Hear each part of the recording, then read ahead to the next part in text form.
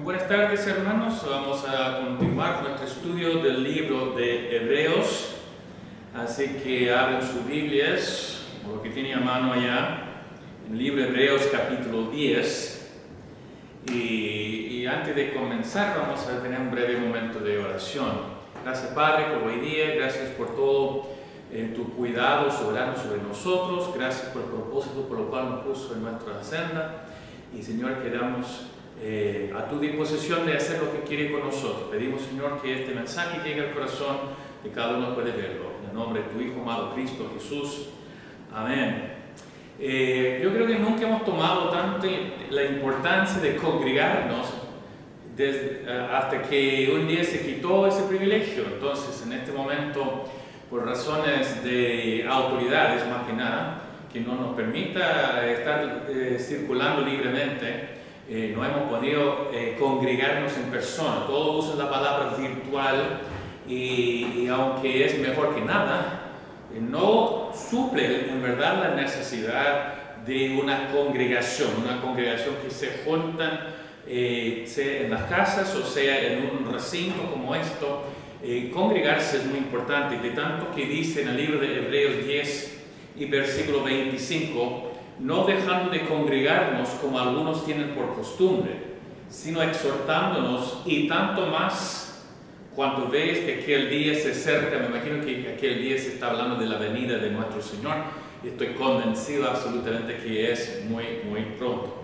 Así que nosotros, a lo largo de los años que yo he sido pastor tanto en Coquimbo, a La Serena, Estados Unidos, acá en Iquique, yo he escuchado cualquier cantidad de excusas. La razón es porque alguien no va a ir a la congregación, no sé, va a la mañana, no va a la tarde, va a la tarde, no va a la mañana, no va ni a la mañana ni a la tarde, etc. Entonces, yo pensando en el mensaje, cinco excusas habían saltado en mi mente. Por ejemplo, uno de los más usados, digamos, las excusas es: pero pastor, estoy súper cansado, he trabajado toda la semana, estoy súper cansado. Pero ese me hace pensar en el versículo del libro de Isaías, capítulo 40, donde dice: Él da esfuerzo al cansado, multiplica las fuerzas al que no tiene ningunas. Y al final dice que y no se cansará, caminará y no se fatigará, porque tendrá nuevas fuerzas. Así que yo creo que incluso yo sé que los días que yo me he levantado tarde tengo menos energía que los días que yo me levanto muy temprano. Algo así, no sé cómo entiendo. Pero resulta que eso no es a mi parecer, no es una excusa válida para no poder estar en la casa del Señor. El segundo que a veces yo veo también es que yo tengo mucho que hacer allá el fin de semana. Yo trabajo todo lunes a viernes muy tarde. El único día que tengo para lavar la ropa y etcétera en la casa y preparar a los niños para clases es el día domingo. Y me hace acordar cuando Cristo estaba en la casa de María y Marta, y María se sentó a los pies de Jesús escuchando, y Marta estaba muy ocupado en mantener la casa en orden, y incluso rogó a Cristo de ayudarle, que convencer a su hermana María que ella ayudara. Y en eso todos nos acordamos el reto, que es suave, era el reto que Cristo hizo a Marta. Dijo: Marta, Marta, muchas cosas están afanadas, etc., pero tu hermana, ella escogió lo mejor. Así que, ¿qué mensaje da al Señor cuando dice: no voy al culto, no voy a escuchar la palabra del Señor porque estoy haciendo la ropa sucia?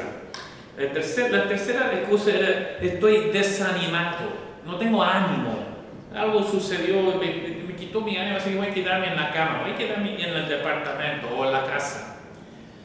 Recuerdo que años y años atrás, en mi primera iglesia en Coquimbo, había una señorita, y un día estoy predicando. La iglesia no tenía más de 20 personas en ese tiempo, y ella no vino. Entonces yo fui a visitarla la semana después y pregunté a ella: ¿qué pasa? ¿Por qué no había venido? Dijo: pastor, la verdad no fui porque estaba deprimida, estaba súper deprimida, así que no tenía ánimo para ir. Y dije: qué pena, hermana, porque justo el mensaje el domingo que prediqué era cómo vencer la depresión. Y quién sabe de que la razón cuando uno está súper desanimado, Satanás va a hacer todo posible para que la persona no venga para escuchar justo las palabras que necesita escuchar. La cuarta cosa que llega a mi mente en ese momento es, no puede ir pastor porque llegaron visitas no esperadas.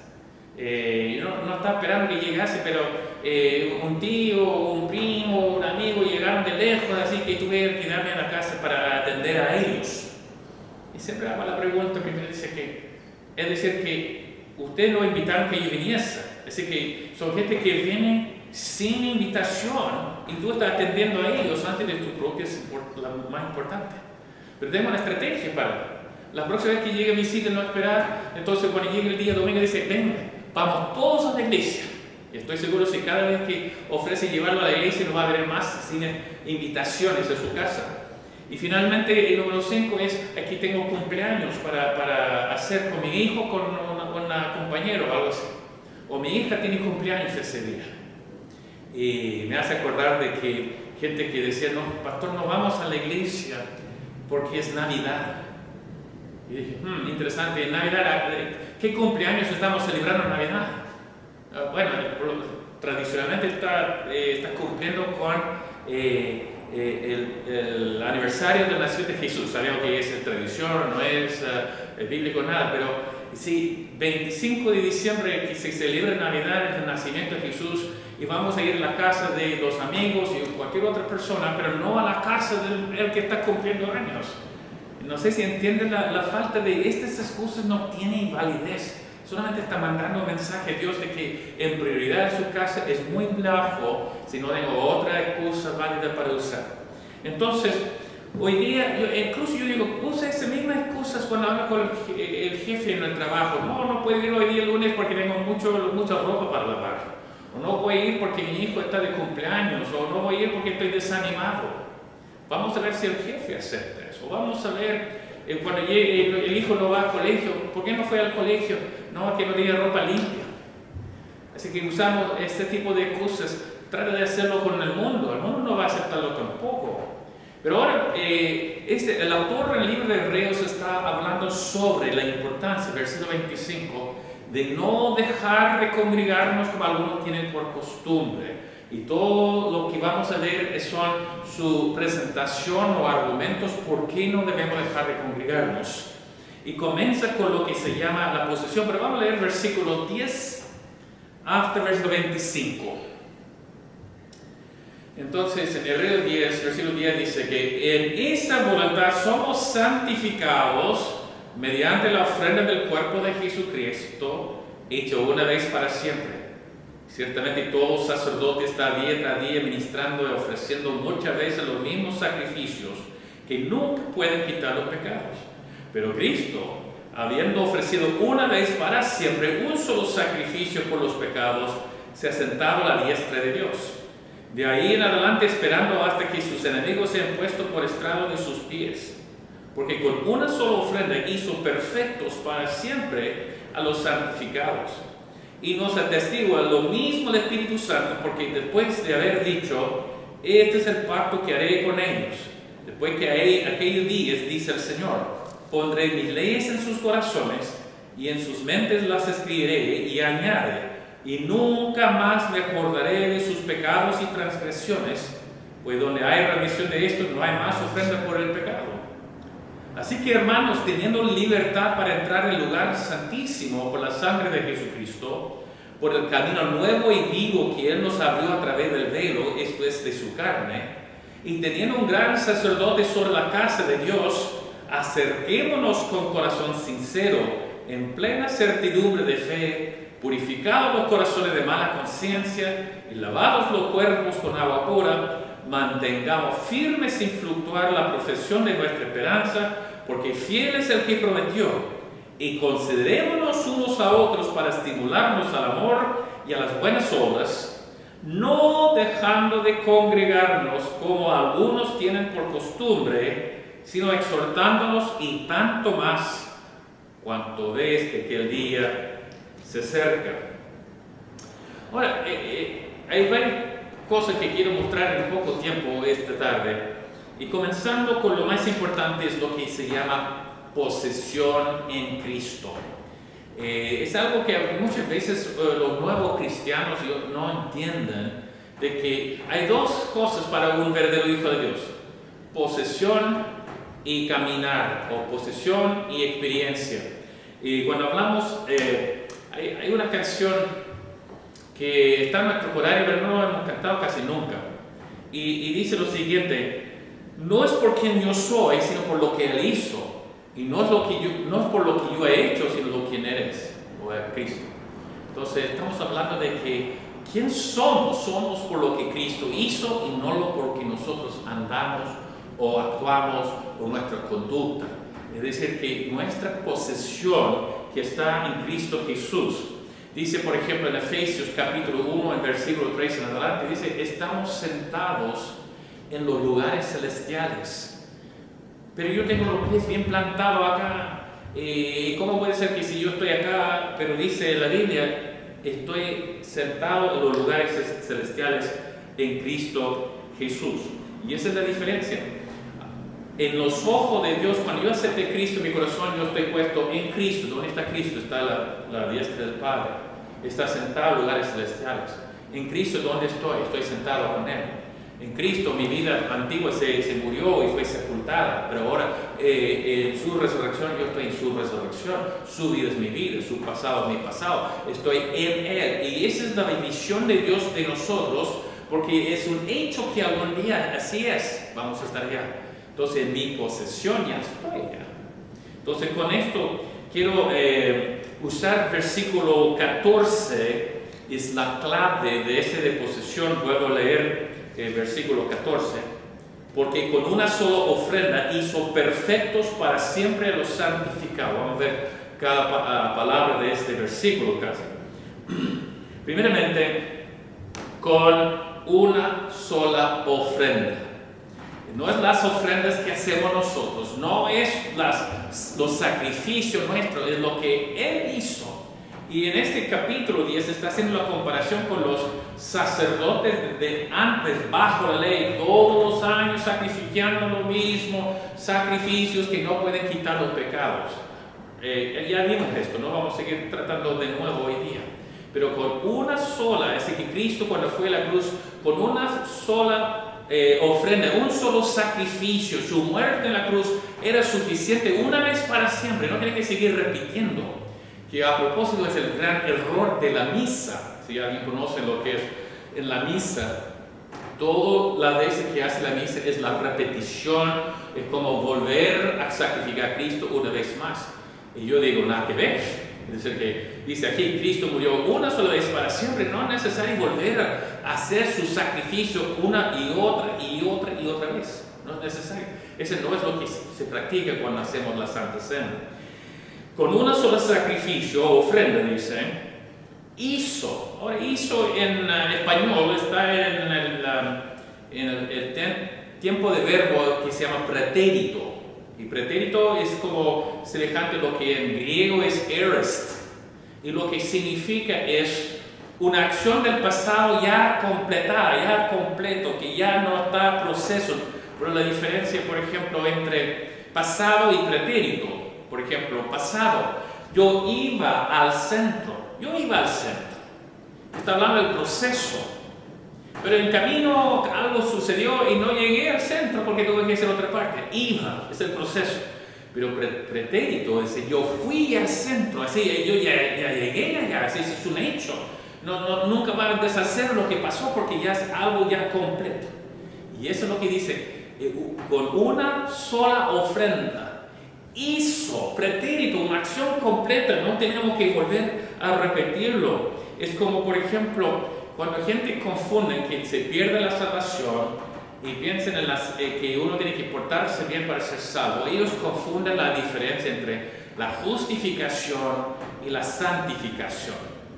Justificación es como pretérito, fui declarado sin culpa. ¿Cuándo? El día que acepté a Cristo, es lo que Cristo hizo por mí. Santificación es lo que Cristo hace en mí o hace por mí. Perdón, lo que Cristo hizo por mí, esa es justificación. Lo que Cristo hace presente en mí, esa es santificación. Él sigue trabajando en mí. Pero lo que hizo por mí, la justificación, la salvación, es un hecho. Es como, por ejemplo, si yo preguntara, ¿qué es su fecha de nacimiento? Oh, yo nací en los años 20 a 35, por allá. En vez de decir que no, yo nací en el año 1900 y tanto, o yo nací en 2000 tanto, tal día, tal fecha, tal mes, es un día, ya nací. No es como yo estoy naciéndome todos los días. Así que aquí Cristo hizo, con un solo sacrificio, Cristo hizo, y después va a decir, perfectos, aquí en griego es telelioken, y una forma de telode, que significa completar, perfección, madurez. Pero en este caso quiero que pienses de esa manera, es que hizo perfectos cumpliendo el propósito final por lo cual fuimos creados. Hizo perfectos, terminó el proyecto, terminó el trabajo, es completo, es perfecto en este sentido que se usa en esa palabra en griego. Mi papá era un artista y resulta que si uno visita mi departamento va a ver en todas las paredes cuadros que mi papá había pintado, así que el trabajo de mi papá, el cuadro ya está completo. Puede ser perfecto usar esa palabra en griego, no porque es perfecto en el sentido de que no hay ninguna falla, sino que es completo porque mi papá terminó. Ahora, cuando uno habla de Filipenses 1, versículo 6, el que comenzó a vosotros la buena obra, la perfeccionará. Es decir, que ahora si yo pudiera volver en tiempo y ver a mi papá cuando estaba pintando, yo voy a ver que cada cosa que él hizo tenía su propósito, pero ya entonces vuelvo a mi tiempo actual y veo, mire, el trabajo está completo, está perfecto. Y eso es lo que dice, con una sola ofrenda hizo perfectos, lo que está diciendo. Esto es en posición. Yo reconozco que yo soy lejos de perfección. Ten paciencia conmigo, yo no está terminado todavía. Pero yo veo que en posición ante Dios ya estoy con una obra terminada. Porque Dios ve al principio y del fin y Él sabe que lo que Él comienza nunca va a fallar, nunca va a perderlo. Es decir, que es algo totalmente bajo su control soberano. Entonces cuando hablamos de ese de posesión, en posesión, pienso en mis hijos, tengo 4 hijos. Y estos 4 hijos, ¿qué tienen que hacer para seguir siendo mis hijos? Nada. ¿O qué pueden hacer para dejar de ser mis hijos? Nada tampoco, porque ya son y siempre serán. Así que cuando una persona acepta a Cristo, hizo perfectos, después vamos a ser para siempre ya en posesión. Soy hijo de Dios, en posesión ya estoy sentado en lugares celestiales. En posesión ya estoy completado a la vista del Señor. Obviamente, yo diría que mis hijos no son perfectos. Su mamá dice que sí, todos son perfectos, pero en ese sentido son mis hijos posesionalmente y siempre va a ser mis hijos y no depende de la conducta. Que a veces yo hablo de esa manera. A veces tengo 4 hijos, pero como el año pasado yo perdí uno por un tiempo y se portó muy mal, así que no era hijo mío, era hijo del Señor. No, en verdad, mis hijos siempre son mis hijos, si se portan bien son hijos obedientes, hijos que me agradan, ¿sí? Y si se portan mal, puede ser que son hijos desobedientes, pero siguen siendo hijos, porque soy hijo en posesión, no por conducta. Entonces, hizo perfectos para siempre, es la próxima frase, y de nuevo estoy diciendo que tengo 4 hijos, y estos 4 hijos, los 4 son casados. En algunos casos yo creo que es un milagro de Dios, pero están casados. Y resulta que una vez yo hago la pregunta, ¿cuándo dejo de ser su papá? Cuando se casaron. Y yo digo noticias, nunca uno deja de ser papá. Mi hijo ya tiene sus 3 hijas, así que tengo nietas, así que ahora dejo de ser su papá. Olvida, cada uno de mis hijos me llama durante la semana, así que y yo nunca dejo de preocuparme por ellos, de orar por ellos, de tratar de buscar lo mejor. Así que es algo para siempre voy a ser su papá. Ellos siempre van a ser mis hijos. Igual yo con Dios, Él siempre va a ser mi padre y yo siempre voy a ser su hijo. Ellos no son mis hijos por conducta, son mis hijos por relación. Y ese es para siempre, dice. En Romanos capítulo 11, versículo 29, dice lo siguiente, dice que los dones del Señor son irrevocables. Dios nos da y después lo quita. En ese caso, los dones de Dios no son irrevocables, no se pueden retroceder o sacar. Entonces, sabiendo que esto es algo que es una relación para siempre, y me gusta lo que dice aquí en Hebreos 10, versículo 17, y nunca más me acordaré de sus pecados y transgresiones. Nunca más. ¿Qué significa en griego nunca más? Nunca más. Nunca más me voy a acordar. Y a propósito, no hay la letra chica aquí. A propósito, no hay cláusulas que dicen que menos que en ciertos casos así ha hecho esto, o cumplió eso, o no cumplió eso, o no quedó firme. No dice, nunca más me acordaré de vuestros pecados. Ahora, a propósito, es más importante que cooperemos con Dios que está trabajando en nuestra vida y no resistir. Así que la diferencia, como siempre digo, entre el alfarero y el escultor. El alfarero está suavemente formando y el escultor con golpes, tratando. Los dos terminan una obra de arte, pero yo prefiero al alfarero en vez del escultor revivido. Y dice en el libro de Job, capítulo 9, versículo 4, ¿quién se endureció contra él y fue bien? Entonces, de nuevo, hay cristianos que de repente se resisten, se enojan, se ofenden, sí, no, Dios, ya no, entonces se resisten. Pero Job dice, ¿quién se endureció contra él? Y dice Job, esa es la razón, porque él no resistió a Dios. Porque ¿quién endureció contra Dios y le fue bien? Entonces, para siempre, y después al final dice, a los santificados. Y aquí, ¿qué significa la palabra santificado? Gente perfecta.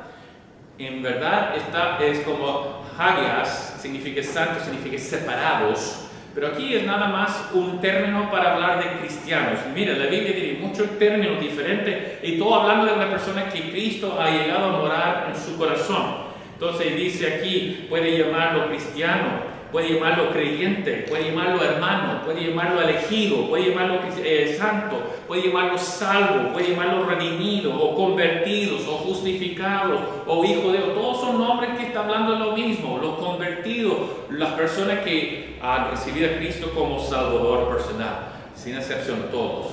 Y no siempre los santificados se portan muy santamente. Miren lo que dice en 1 Corintios capítulo 1, versículo 2. Y Pablo dirigió esa carta a la iglesia en Corinto. Dice, a los santificados en Cristo Jesús. ¿Por qué? Porque lo demás de la carta es ¡pam, pam, pam! Inmoralidad, divisiones, falsa doctrina, matrimonios en desastre y todo esto.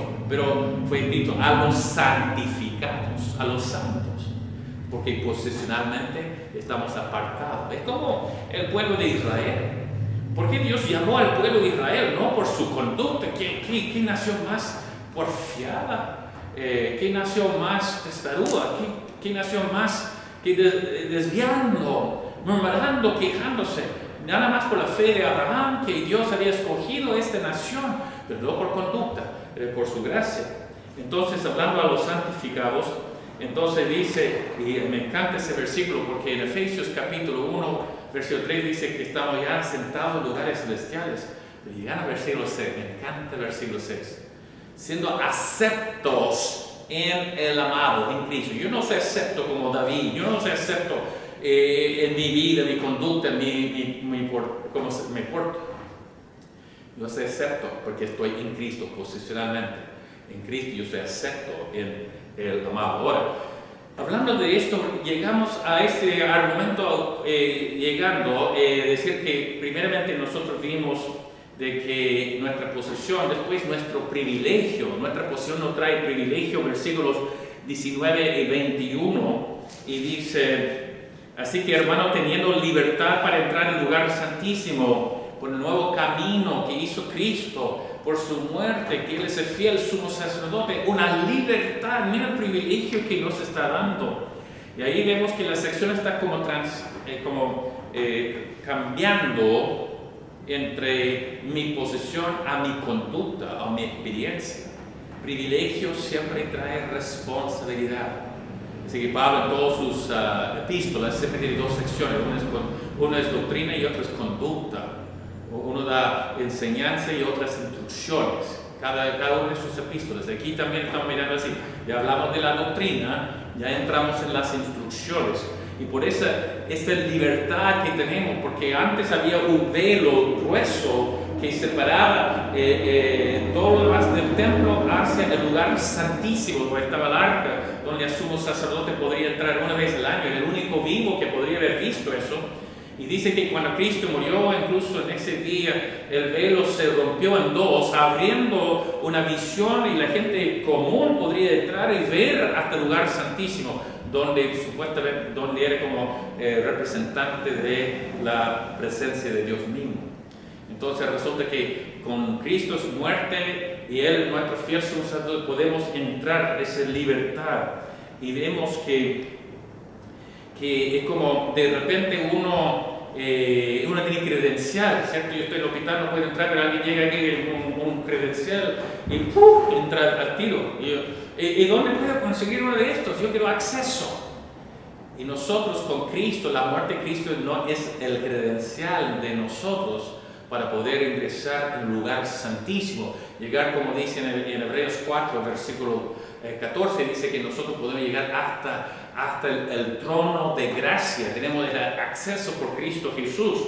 Y entonces nosotros tenemos esta libertad para ingresar, debemos aprovechar de este acceso que nos da. Entonces ya llegamos al versículo 22 a 25, que ahora es la parte práctica. En 22 va a decir: acerquémonos con corazón sincero, en plena certidumbre de fe, purificados los corazones de mala conciencia y lavados los cuerpos con agua pura. Después, versículo 23, mantengamos firme sin fluctuar la profesión de nuestra esperanza, porque fiel es el que prometió. Versículo 24, y considerémonos unos a otros para estimularnos al amor y a las buenas obras. Y finalmente, versículo 25, dice, no dejando de congregarnos. Ahora, esa es la clave, esa es donde creciendo, así está llegando al último de todo. Así que ahora llegamos al versículo 26, no dejando de congregarnos. Ese fue todo el capítulo 10, llegando, subiendo el tono de la fuerza, como una orquesta o como un coro, llegando. Y 25, no dejando de congregarnos como algunos tienen por costumbre.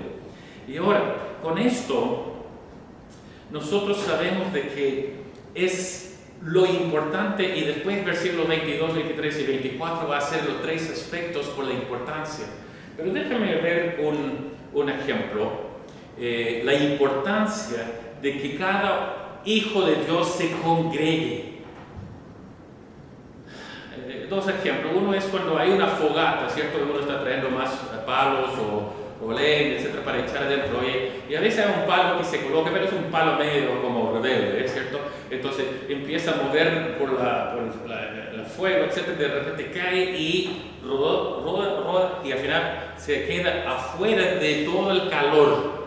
Todo lo demás de la fogata sigue con llamas, con el calor, etcétera, pero empieza a enfriar ese palo. El día siguiente va a encontrar un palo quizá medio oscuro por el humo, pero igual intacto. Y eso es lo que pasa con un palo que se aleja de lo demás de la leña. Y es lo que pasa con un cristiano que se aleja. No importa la razón.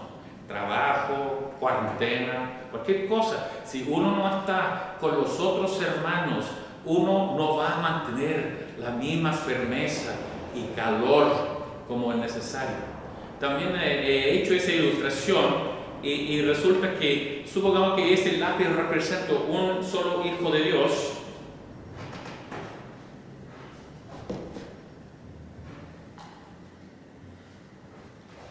Y estos lápices representan el resto de la congregación. Ahora, resulta que si yo pongo ese lápiz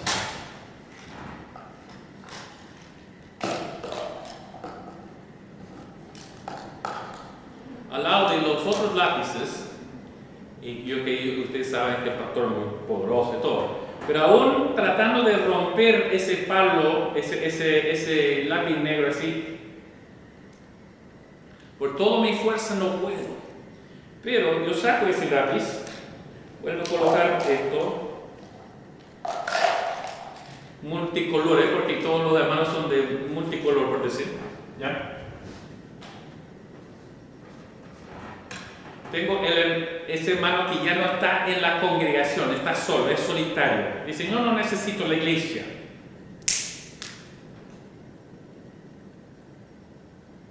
Pero si lo coloca nuevamente, si lo coloco hermano al lado de otros hermanos, como antes, no se va a romper.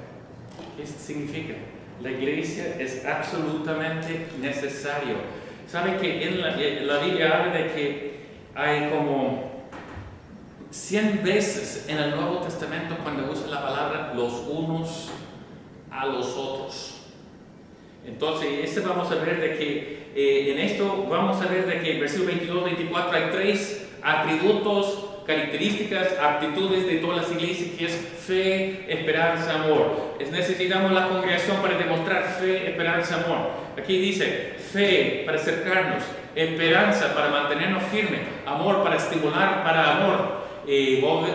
Vamos a 1 Corintios capítulo 13, versículo 13. Ahora queda amor, fe, esperanza. Después hablamos en Colosenses capítulo 1 y versículo 4 y 5. Es interesante que mientras la iglesia está más interesada en edificios y ofrendas y cualquier otro tipo de actividad y todo eso, lo que Dios coloca como premio en las iglesias son esas 3 cosas. En Colosenses 1, versículo 4 dice, habiendo oído de vuestra fe en Cristo Jesús, del amor que tenéis a todos los santos, a causa de la esperanza que os está guardado en los cielos. Fe, esperanza, amor. Y llegamos a 1 Tesalonicenses capítulo 1 también. 1 Tesalonicenses 1, versículos 2 y 3. Damos siempre gracias a Dios por todos vosotros, haciendo memoria de vosotros en nuestras oraciones, acordándonos sin cesar delante del Dios y Padre nuestro de la obra de vuestra fe, del trabajo de vuestro amor y de vuestra constancia en la esperanza. Fe, esperanza, amor. En el libro de Hebreos que estamos estudiando, capítulo 6, en capítulo 6 vamos a ver, por ejemplo, versículo 10 está en orden al revés, es amor, esperanza y fe. Pero dice, porque Dios no es injusto para olvidar vuestra obra y el trabajo de amor. Versículo 11. Pero deseamos que cada uno de vosotros muestre la misma solicitud hasta el fin para plena certeza de la esperanza. Versículo 12. A fin de que no os hagáis perezosos, sino imitadores de aquellos que por la fe y la paciencia, amor, esperanza y fe. Así que esas son las 3 cosas, los 3 atributos o actitudes o que debe ser el enfoque de una congregación. Que nos llega entonces a la parte de, ¿cómo se llama? Que nosotros estamos no dejando de congregarnos como algunos tienen por costumbre. Entonces, no tengo tiempo para estar profundizándome en este momento. Mi definición de amor es dando lo mejor para satisfacer la necesidad de otros sin pensar el costo personal. En ejemplo de eso, yo pongo las necesidades de mi señora antes de mis necesidades. Y ahora ahora espero que sea yo un ejemplo para otro marido. Imagínense si cada marido en nuestra congregación pusiera las necesidades de su esposa antes de sus propias necesidades, y no solamente en palabras, en verdad. ¿Cómo serían nuestros matrimonios en nuestra iglesia? Imagínense si cada hermano de nuestra congregación puso la necesidad de otro hermano antes de su propia necesidad. ¿Qué tipo de iglesia tendremos? Por esa razón, el autor está llegando a este momento, versículo, no dejando de congregarse. ¿Por qué? Porque vamos a tener, entrar en ese acceso al trono de gracia a través de fe. Vamos a mantenernos firmes a través de la esperanza y vamos a estimular al amor los unos a los otros en la congregación. Ahora, la próxima semana vamos a hablar del peligro de alejarse, y esto es lo que sigue en capítulo 10. No voy a tocar ahora, pero en verdad está diciendo que ¿qué es el peligro de un verdadero cristiano? No perder la salvación, sino alejarse, y muchas veces dejando la iglesia es el primer paso de alejarse. y está viendo esto que muchas veces, ¿cuántos de ustedes conocen un cristiano que es frío? ¿Y cuándo sucedió? Cuando dejó de asistir a la iglesia. Debemos aprovechar de esa libertad que dice la palabra de Dios. El otro día, nosotros podemos salir solamente 2 veces a la semana con permiso de comisaría virtual. Así que yo ya tenía uno, después yo saqué el otro, pero por distracción en la casa, etc., al final no pude salir, así que no iba a darme los carabineros ningún otro permiso por el resto de la semana, pero yo no aproveché del permiso que yo había sacado. Y ya tengo que esperar otra semana para poder salir. Y lo mismo acá. Dios me ha dado libertad en Cristo de llegar a su trono, de estar, y la manera de ser esto es a través de no dejando de congregarnos como uno tiene por costumbre. Y hermano, no sea uno de los algunos en ese versículo que se han dejado de congregarse. Gracias por escuchar hoy día y esperamos que el Señor esté ayudando a cada uno, que pronto vamos a volver a juntarnos en persona y que el Señor le bendiga.